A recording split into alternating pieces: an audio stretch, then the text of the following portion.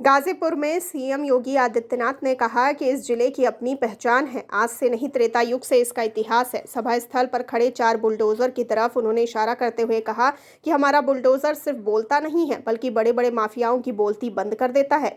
यह जहां एक तरफ माफियाओं के खिलाफ हथियार है, वहीं दूसरी तरफ प्रदेश के विकास का प्रतीक भी है, क्योंकि पूर्वांचल एक्सप्रेसवे को भी इसी की सहायता से बनाया गया है। उन्होंने कहा कि कभी समाजवादी पार्टी की सरकार माफियाओं के सामने कीड़े की तरह रेंग रही थी। आज भाजपा की सरकार में वही माफिया कीड़े की तरह रेंगते नजर आ रहे हैं। जो माफिया तमंचा लहराकर खुली जीप में सरकार को चुनौती देती थी, आज वह व्हील चेयर पर गिड़गिड़ाती हुई दिखाई दे रही है। वे दिखाई देते हैं, लेकिन भाइयों बहनों,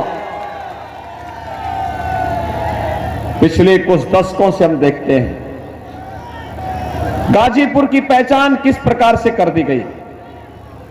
पेशेवर माफिया और अपराधी आज गाजीपुर के नाम से अपनी पहचान बनाने का प्रयास करते हैं। इन पेशेवर माफिया और अपराधियों ने यहां के नौजवानों के सामने पहचान का संकट खड़ा किया है। और भाइयों बहनों, आपका मैं यही आह्वान करने के लिए आया हूं। याद करिए, आज से कुछ दशक पहले समाजवादी पार्टी की सरकार थी। एक माफिया मऊ के अंदर रामलीला के आयोजन को रोकने के लिए खुली जीप में जाता है, तमंचा लहराते हुए यादवों के घरों को, हरिजनों के घरों को, सोनकरों के घरों को, व्यापारियों के घरों को, राजभरों के गलों को जलाता हुआ, आगजनी करता हुआ, भय और दहशत पैदा करता हुआ, धमकाता हुआ आगे बढ़ रहा था। और समाजवादी पार्टी की सरकार उस माफिया के सामने कीड़े की तरह रेंग रही थी, कुछ नहीं बोल रही थी, मौन थी, मौन। याद करिए, इसी जिले में हमारे विधायक और भारतीय जनता पार्टी के वरिष्ठ नेता श्री कृष्णानंद राय और उनके सहयोगियों की किस प्रकार से निर्मम हत्या कर दी गई थी।